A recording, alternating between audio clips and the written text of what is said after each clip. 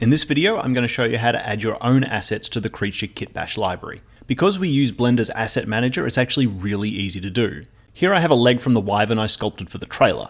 In this case, I've retopologized the leg, however Creature Kitbash will work with non-quad based models. We do recommend decimating your model to reduce its polygon count as much as possible though. As well as the leg, we have several claws. You'll likely want to parent secondary objects like these under the main body part.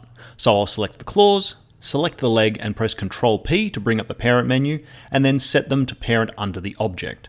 You can also do this in the outliner by selecting the claws, holding down Shift, and then dragging them onto the leg model.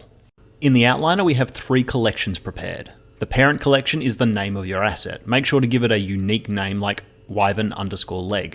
Under that there are 2 more collections named Merge and No Merge. If you want an object to be combined in your final sculpt, put it under the Merge collection, so the leg will go under here.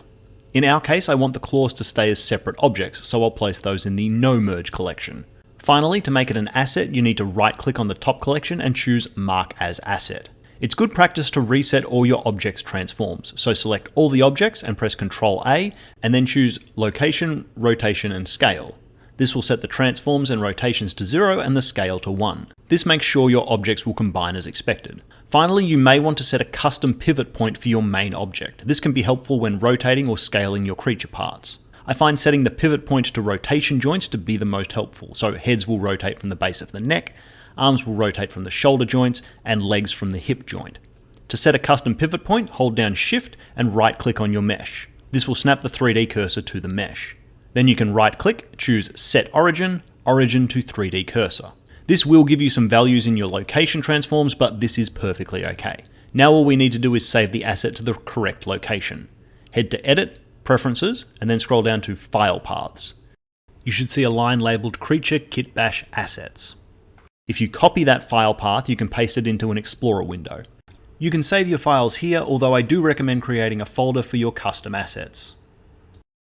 Back in Blender, go to File, Save As, name the file something like wyvern_leg_1.blend, and save it into the same folder as your other Kitbash assets. Now when you go to the Asset Manager, you can search for your new asset and bring it into your scene using the Add Part button. These assets will keep any modifiers you've applied when you save them. That includes things like subdivision surfaces or mirrors, etc. Since the add-on already includes a mirroring system, you don't need to add any mirror modifiers manually. In fact, I recommend clearing your modifier stack unless you've got a very specific reason. You can add things like subsurf modifiers and they'll come through with the asset, but just be aware this does increase the file size, it makes your meshes denser, and it can break the booleans more often. So as a general rule, try to keep things clean and lightweight.